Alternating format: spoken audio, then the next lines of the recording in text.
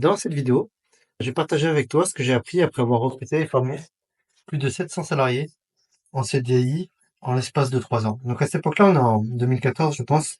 Et moi, je suis spécialisé en Black Hat SEO. Et grosso modo, il me faut environ 45 minutes de travail pour générer un réseau de 150 sites qui va faire sa vie tout seul par lui-même. Qui va créer du contenu, qui va acheter les noms de domaine, qui va faire du SEO, qui va créer des projets pour des robots de spam, tout ça. Et grosso modo, 15 jours plus tard, je vais avoir 80% du top 100 sur n'importe quel mot-clé. Et donc, du coup, je générais ces sites. C'était des sites pour faire de l'affiliation. Et à cette époque-là, je m'étais mis dans la voyance. Alors, on va pas parler de est-ce que c'est éthique ou pas. Les coachs spirituels, là, vous allez dire ouais, c'est éthique. Et les autres, vous allez dire c'est pas éthique. Ouais, honnêtement, franchement, mon retour aujourd'hui, c'est pas éthique. Voilà, je vous le dis franchement.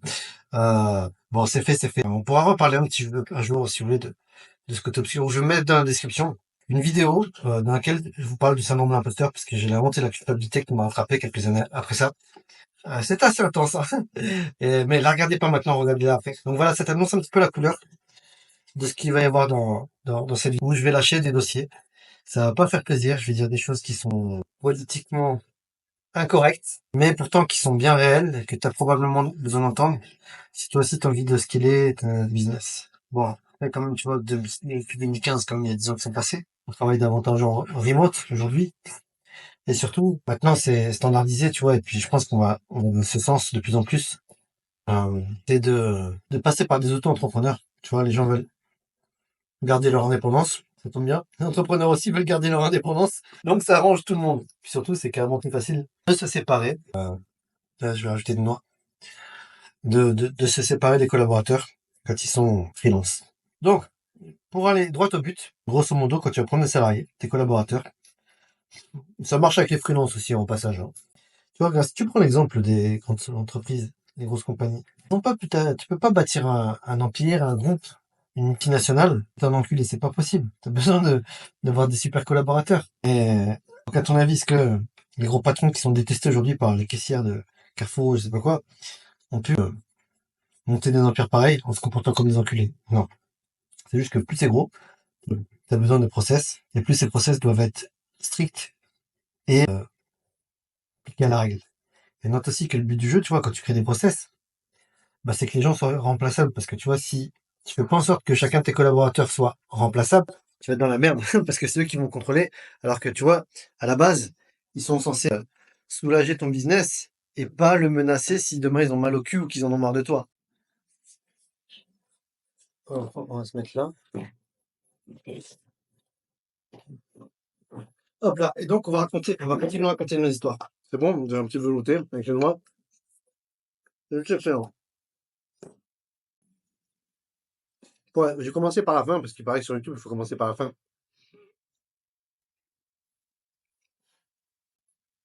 Mes relations avec les collaborateurs se sont tout de suite passées mieux. À partir du moment où j'ai commencé à leur dire, lors des recrutements, mot pour mot, tu vas voir que le management ici est super cool, on va bien s'amuser, tu vas prendre beaucoup de plaisir. Parce que ici, on sait que on passe plus de temps au boulot qu'avec nos femmes ou nos enfants. Donc, on veut que tout se passe bien et qu'on kiffe. Mais on va certainement devenir potes, peut-être même amis.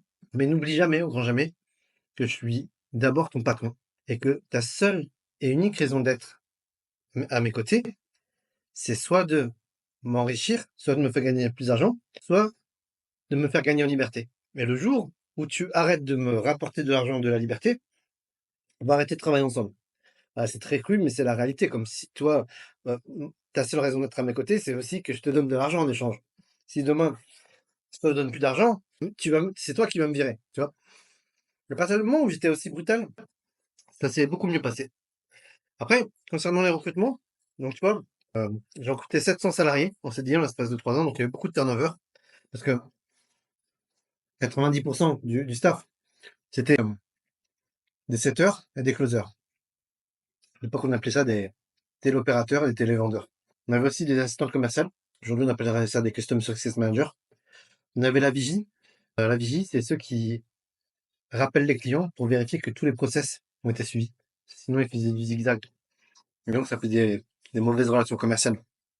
Je pourrais t'en reparler un jour. Et donc, au début, je faisais mon entretien à l'arrache. je suis un geek. Je le faisais en tongs, en débardeur. Et c'est comme ça que je travaillais aussi. À partir du moment où j'ai commencé à avoir du monde dans les bureaux, j'ai vu que les employés, un jour j'avais rendez-vous à la banque, je sais plus c'était pourquoi, mais c'était un rendez-vous un petit peu sérieux. Donc je m'étais mis en costume. Puis j'ai vu que tous les employés, ils ont kiffé. Donc je me suis dit à cette époque-là, bah, je dois inspirer un modèle, tu vois. C'était la première fois que je créais un mouvement avec ces employés. Et donc je me suis mis à bien m'habiller. Et ce que j'ai remarqué, bah, c'est que, en fait, les employés veulent un boss, un leader qui soit badass, tu vois. Peur de rien, qui n'a pas les croyances limitantes qu'ils avaient ou alors qui les a dépassées. Bref, en fait, ce qu'ils veulent, c'est juste un leader. Donc, ça se passe à ce moment-là que je me suis mis à m'habiller beau gosse tout le temps. Et en fait, tu vois, je le faisais pas pour moi, parce que moi, ça me saoulait, mais je le faisais pour eux. Parce que, tu vois, en même temps, j'avais l'impression de leur manquer de respect. S'ils vont venir en tongs, alors que eux, ils s'arrachaient, ils se mettaient au top du top et tout. Et je me rappelle quand même, tu vois, je leur disais de s'habiller au top du top. Je disais, habille-toi pour dans une tenue de sport, c'est que tu vas aller jouer au foot. Habille-toi, porte un costume et avant même d'être au travail, tu es déjà en train de faire du business. Et donc, pas facile de faire des vidéos comme ça. Je pense que je me mets un petit peu trop de pression. Mais je me trouve trop à l'arrache. Bon, vous me direz si c'est cool comme format ou pas. Je fais un petit break pour te dire que ce format est un format de test. Donc n'hésite pas à me dire dans les commentaires ce que tu en penses. Ça va pas être le format de toute la chaîne YouTube parce que je veux apporter beaucoup plus de valeur. Mais je pense que ça peut être cool, tu vois, d'apporter une dimension un petit peu fun, tu vois, en mode entertainment, tout en partageant quelques pépites véritables pour t'aider à driver ton business. Donc voilà, fais une pause, like, abonne-toi et marque-moi un petit commentaire pour me dire ce que tu penses de ce format et si t'es ok que je varie entre ce format et les autres. Et pour info, pour la petite histoire, j'ai eu peur de poster cette vidéo. Après, je me suis dit, bon, vu le nombre de vues que je fais, euh, je peux prendre des risques. Donc voilà, je prends les risques et j'ai envoyé cette vidéo un petit peu à l'arrache. Mais j'ai besoin de ton feedback pour tout déchirer avec cette chaîne YouTube. Donc, les entretiens d'embauche, au début, je les faisais un par un, encore en tongs, en short. Puis un beau jour, je sais plus, j'étais en retard. Puis je me retrouve à faire 3 entretiens d'un seul coup. Et là, kiff de ouf, il y a mon assistante. Donc on avait plein d'assistantes aussi. Donc aujourd'hui, je sais bien former les assistantes aussi. C'est pour ça que je vais lancer un programme d'assistante virtuelle. Mon assistant, je lui dis, c'est quoi le prochain entretien? Tu me convoques 20 personnes. Et je fais l'entretien. Et c'était, je sais plus si c'était 18 ou 21. Non, il était 21. Parce que j'avais pas assez de chaises. Dans la salle de réunion, j'en avais que 18. Et donc, vu que, tu vois, le business, c'est quasiment que des closers. Et donc, plus on avait de la croissance, et plus j'étais obligé de recruter. Et comme on avait la croissance rapide, j'étais obligé de recruter super rapidement. Donc, tout naturellement, au début, tu vas recruter que des A-players. Mais la vérité, c'est que c'est juste impossible parce que déjà, socialement, prends 6 A-players, réunis-les ensemble dans une seule équipe, tu verras que bah, c'est juste une question de temps avant que tu aies plus que 2 A-players, 2 moyens et enfin 2 B-players et 2 C-players. Socialement, en fait, les cas se rebattent et les gens vont se comporter comme tels. Et donc, en fait, dans ton business, tu peux pas bosser qu'avec des A-players. En fait, tu as des postes clés dans lesquels tu vas mettre les A-players qui vont eux-mêmes diriger des B-players qui vont eux-mêmes diriger des C-players, ABC. Et donc, je faisais énormément de recrutement, je recrutais très vite. Je faisais que des recrutements de groupe. Et ce que j'avais remarqué, en fait, déjà, c'est que tout ce que je vais te dire là, c'est data driven, d'accord? C'est de la statistique sur mon vécu. C'est pas un truc au doigt mouillé ou que j'ai volé à un marketeur ou à un autre coach. Je demandais que des CV avec photos. Et mon assistante convoquait que des CV qui avaient des photos et qui étaient beaux gosses. Pourquoi? Parce que j'avais remarqué que tous ceux qui mettaient pas la photo, c'était soit des gens moches, soit des gens qui se trouvaient moches, alors qu'ils étaient beaux, tu vois? Et tu vois, pour moi, en fait, encore une fois, c'est dur ce que je vais dire, mais ça repose sur de la data. C'est que être beau, c'est juste une attitude. C'est pas un physique, en fait, tu vois. Alors oui, t'as des gens qui sont naturellement beaux sans faire d'efforts, mais grosso modo, avec le maquillage, avec le fashion, tout ça, c'est une volonté, quoi. Si t'es moche, c'est que t'en as envie. Je suis désolé. Moi, avant, j'avais des sales dents. Maintenant, je disais, en fait, j'ai fait des facettes. Tu vois, j'ai un beau sourire maintenant. J'étais gros. J'ai perdu du poids. Pour un gros, c'est ma deuxième transformation. C'est la deuxième fois que je prends du poids, que je reperds du poids, que je prends du poids et que je reperds du poids. Et tu vois, maintenant, je suis beau gosse, tu vois. Et les meufs, c'est encore plus facile, tu vois, de nos jours, avec l'acide hyaluronique, le botox, les injections, le make-up. Les mecs, tu vois, prends n'importe quel mec, un teubé, un moche, apprends-lui à lire, à écrire, à s'exprimer. Fais-lui travailler sur son mental, sur son intelligence, sur son mindset. Apprends-le à s'habiller et automatiquement, il devient 8 sur 10, hein, franchement. apprends-lui à gagner de l'argent et puis là, ça devient 9 sur 10. Franchement. Et tu vois, donc tout ça, en fait, ce que ça montrait, c'est que quelqu'un qui est moche, selon moi, il y a toujours des exceptions, d'accord? Vas-y, ouais, ouais, déchaînez-vous dans les commentaires, c'est bon, comme ça fait du buzz. Être moche, c'est un choix, en fait, tu vois? Et justement, les gens qui sont moches et qui restent moches, c'est des gens qui sont prisonniers de leur état présent. Or, toi, ce que tu veux, si tu veux quel est ton business, c'est que tu veux t'entourer de personnes qui soient dans un état d'esprit de croissance et donc qui évoluent, qui se permettent, qui s'autorisent d'évoluer.